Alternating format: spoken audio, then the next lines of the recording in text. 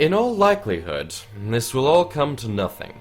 The princess is a sheltered young woman enjoying the attentions being paid to her, but she's also an heiress who has been raised to her responsibilities. Perhaps Cassidy and Oscar might come to an understanding in time, but her family would insist that she met others first. Even if they were swept away by some mad passion and declared an engagement on the spot, which would be an incredible scandal, it would take months to organize a formal wedding. Disaster is not imminent. I have to believe that. Still, one thing is clear to me. I have been too complacent. I have not planned ahead. Sooner or later, I will lose my position with Oscar, and I need to think about what to do next.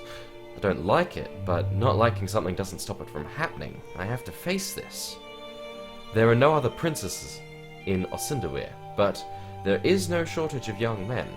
If I am credited with polishing Oscar for a prestigious match, mothers may want to entrust their sons to me, or even younger children. I've had enough education to pass for a tutor if I must. Such a role would give me a new home and security for a time at least. There are benefits to having worked within the palace for so many years too. Someone may wish to employ me on the basis of what and whom I know. And then there are my other skills. Although I would prefer not to rely on them, one who lives by the blade tends to die by it as well. No, never. Not that. I'm not returning to my family's hearth. Better to starve with dignity. I can't believe it would come to that. How could I have let this happen? I knew my life with Oscar couldn't last. I told myself that I was being the wise one, that I was focusing on what was most important and not letting myself be distracted. Apparently wisdom and blindness look so similar that I couldn't tell the difference. No, I won't panic. Everything will be alright. I have time. Once we are in our own country again, I'll set aside my wages. I will work harder at being sociable and making connections within the court. It is never too late to make a good beginning. Perhaps, if Oscar marries well, their majesties might see fit to reward me. I am an adult now, and I have earned their trust. They might have a new position in mind, with royal support and higher pay rate. I would be able to make a home for myself. And then, with security and a place of my own, I could consider personal matters. Love, family, all the things that I can't have now. A real future at last. Oscar marrying Cassidy could be the best thing that ever happens to me. But even if I wouldn't believe myself if I claimed I wouldn't miss him. I am drawn from my contemplations by the strange sound. Or perhaps an absence of sound. I'm not entirely sure. It wasn't something that I registered on a conscious level, but I've been trained to respond to changes in my surroundings. Something's wrong. I rise and walk to a stand near the doors, just beyond the arc that they cover when they swing. If someone or something bursts through those doors, I'd rather not be struck in the face. There's a rumble in the distance, a hubbub that can't be silenced by solid walls and thick carpeting, and it's growing. Heavy footsteps, the clash of metal, a fist hammering on the door. Open up in the name of the king. What's going on? The princess has been kidnapped by your master. What? Oh, Oscar, what have you done? Oh, intro complete. Ah. What? Ninja mode engage! Dancing mode engage! He's so dreamy.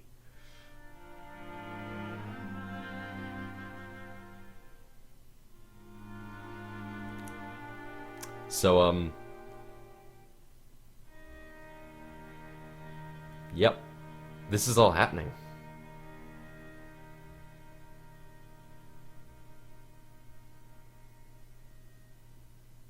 I'm sure there'd be amazingly epic music, but, I turned all the music off because it was copyrighted. And we'll be adding my own music. I have to find some epic music. Nothing inappropriate, of course. Oh man, there's a guy with purple eyes.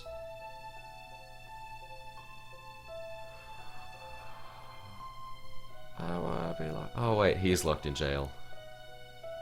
Man, all this foreshadowing. There's a gun. I'm still a ninja.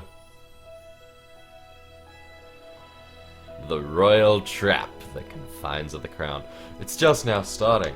Oh, good. The investigation. Now, again, the presentation hall is filled with guests and guards, more than before and far less friendly. I'm sorry, I didn't see anything, it was dark. Oscar has, in fact, eloped with the princess in a... has not, in fact, eloped with the princess in a fit of madness. He is here, bruised, dirtied, scratched, and alone. According to the guards, he was discovered lying senseless under a rose bush. Of Cassidy, there was no sign. You spirited her into the gardens and out of sight, my little baby! It was her idea. Pull yourself together, boy, and speak respectfully. That is Duke Ferred the Disliked. And on first impressions, I cannot say that I am fond of him either. He is a pale man whose lips draw together in a pinched expression. His clothing, though well tailored, is too somber for the festive occasion that this anniversary was meant to be, and his voice snaps like the switch ill-bred gentlemen wield on their servants. Oscar looked back to the Duke, his lip curling slightly. Then, with a slight shake of his head, he draws himself to his full height. Her Highness wished to show me the alba roses in the moonlight. She told me that the garden was enclosed on all sides. There did not seem to be any danger. You were not satisfied with monopolizing the princess's public attentions. You wished to press your suit in the shadows. I would never have pressed her into anything. We were looking at the flowers and talking, nothing more. Then, I felt a pain in my head. I tried to turn, and something wrapped around my neck. That is all I know. Like any prince, Oscar has been trained in the arts of war, but in his case it is more of an art than a practical defense. He is passable with a sword in the context of a formal duel. With a firearm, he can strike a close-range target so long as neither he nor it is moving. A dishonorable opponent in hand-to-hand can take him down easily. I didn't hurt Cassidy. I don't know where she is. Please, don't waste time asking me questions. We have to find her. It is terribly convenient that you were alone in the dark, out of sight. How fortunate for you that you were completely unharmed by this mysterious assault. What? And, of course, when you are able to find and rescue her, you will claim her hand as your reward. Are you saying I made all this up? That's mad! They're turning on him. I have to do something. Your Majesties, may I speak? Go ahead. Everyone who saw them knew that Oscar and Cassidy were pleased with each other. Surely, of all the princes, he would be the least likely to try such a thing. Are you accusing us of petty jealousy? Of course not, my lord. I'm not accusing anyone of anything. That would be a quick way to make an enemy. I have to be careful with what I say. If someone did scheme to kidnap the princess in order to force her into marriage, it probably wouldn't be a man who had a good chance of winning her without it. The benefit would not be worth the risk. A clever way to avoid suspicion, too. If there's a plot, then someone has something to gain, something that's worth risking their life to get. So, who benefits? All of a sudden, the king's wisdom goes pale, clutching at her husband's arm for support. I cannot guess what thought has occurred to her, but I must press forward while I can. As my lord has suggested, I believe that it is important to locate her enlightened highness as soon as possible, before whomever is behind this has a chance to cause further mischief. Naturally, I cannot tell a king what he must or even should do, but I am a noblewoman's daughter, even if a low-ranked one. It is not improper to make a suggestion, particularly when the credit is placed upon worthier lips. Indeed. His gaze sweeps the room. You will all be escorted to your rooms under guard. I have done nothing. I'll not be treated. You are being treated like an honored guest. Your chambers will remain private, and you will remain within them. All of you, including you, Ferret.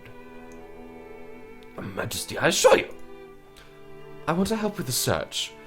Be quiet, both of you. As far as I'm concerned, you are the prime suspects. You will return to your rooms and stay there, and pray that my daughter is found unharmed. Oh, Oscar, you never did learn when it was best to avoid being noticed. As if he heard my thoughts, he turns to look at me. When his eyes fall upon the amber stone at my neck, a tiny smile warms his face. And then the guards come for us both. This is bad, very bad, very, very, very, very, very bad. If the princess isn't found quickly and word leaks out, all of Guelinor will be in chaos. If she has been kidnapped with the intention of forcing her into marriage, or worse, killed. There hasn't been a true war between civilized lands in a century. The repercussions could be destruction beyond imagining. And if the blame for such a disaster were placed on Oscar, his family might well give him up rather than risk open war on his behalf. Even if the matter is resolved peacefully, the scandal could ruin him. It goes without saying that my own fate in such a circumstance would be far worse. Cassidy must be found as soon as possible.